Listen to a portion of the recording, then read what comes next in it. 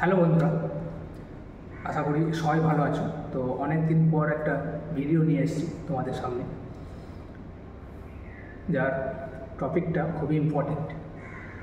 তোমরা অনেকেই Kolkata police constable exam, WP constable exam, Kolkata police SI preliminary result, এই সমস্ত বিষয় নিয়ে অনেকেই আপসেট হয়ে আছো। আমি জানি এটা আপসেট হওয়ারই কথা। তোমাদের মতো পরিস্থিতিতে আমিও এরকমই ছিলাম, আমারও এরকমই হয়েছিল। আর চারিদিকে যেভাবে সোশ্যাল মিডিয়ায় বিভিন্ন রকম ফেক ভিডিও বা ভুয়ো কল রেকর্ডিং ভাইরাল হচ্ছে, ইদানিং সোশ্যাল মিডিয়াতে কয়েকটা কল রেকর্ডিং প্রচুর পরিমাণে ভাইরাল হয়েছে, যেখানে পুলিশের পরীক্ষার প্রশ্ন ফাঁস হওয়ার কথা বলা হয়েছে।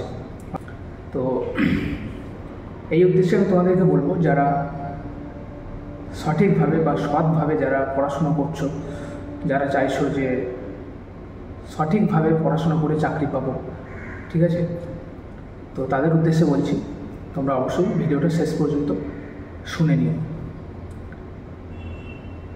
দেখো, এই যে চক্রান্তটা চলছে, কতটা সঠিক সেটা আমি জানি না, ঠিক আছে, এটার সত্যতা আমি যাচাই করিনি। তাও বলছি যে প্রশ্ন ফাঁস হবে বা উত্তরপত্র ফাঁস হচ্ছে,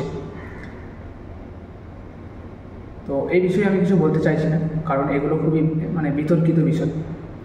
আমরা যখন পরীক্ষা দিয়েছি তখনও কম বেশি প্রশ্ন ফাঁস হয়েছে বা উত্তরপত্র ফাঁস হয়েছে, সেগুলো আমরাও দেখেছি।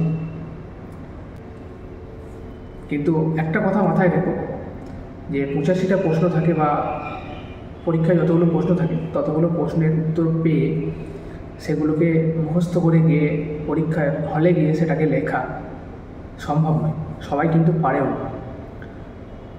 আর ইদানিং যেভাবে পিআরবি বোর্ড রিক্রুটমেন্ট করছে, স্বচ্ছভাবেই করছে। তার কারণ হয়তো কাস্ট সার্টিফিকেট ডুপ্লিকেট করে চাকরি করছে, তাদের চাকরি কিন্তু পরবর্তীকালে চলে গেছে, ঠিক আছে। তো এই কথাটা তোমরা মাথায় রাখবে, যারা ডুপ্লিকেট করে চাকরি পাবে তাদের চাকরি কিন্তু একদিন না একদিন যাবেই, ঠিক আছে। আর তারা কিন্তু চাকরিটাকে সঠিকভাবে করতেও পারবে না, ঠিক আছে। তো যারা ডুপ্লিকেট করছে তাদেরকে করতে দাও, কিন্তু তোমাদেরকে একটা কথা বলি, যারা রীতিমতো পরিশ্রম করছো, দেখো 100%-এর মধ্যে 98% ধরে নাও সঠিকভাবে চাকরি হচ্ছে, বিশেষ করে এই পুলিশে এখন। আর 2% হচ্ছে তোমাদের হয়তো ওইরকমভাবে হতে পারে, ঠিক আছে। তো 98%-এর মধ্যে তোমাদেরকে রেখে দাও।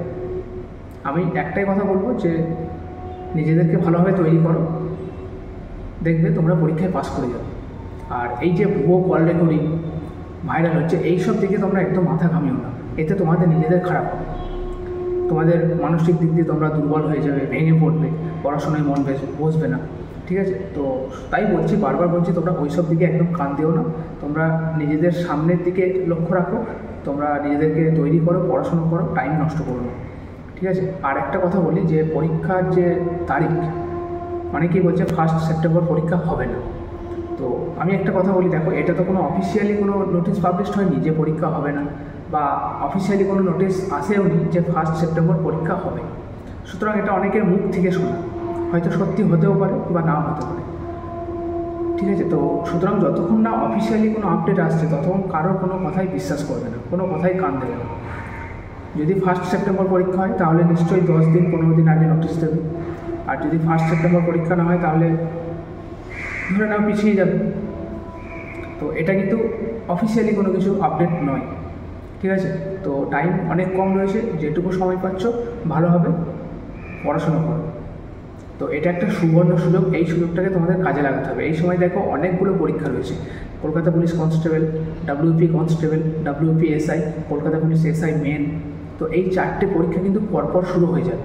যখন পরীক্ষা শুরু হবে দেখবে পরপর শুরু হয়ে যাচ্ছে, তখন কিন্তু তোমরা খুব টাইম পাবে না। তাই তোমাদেরকে বলছি, এই যে মূল্যবান সময়টা রয়েছে এখন, এটাকে তোমরা কাজে লাগাও।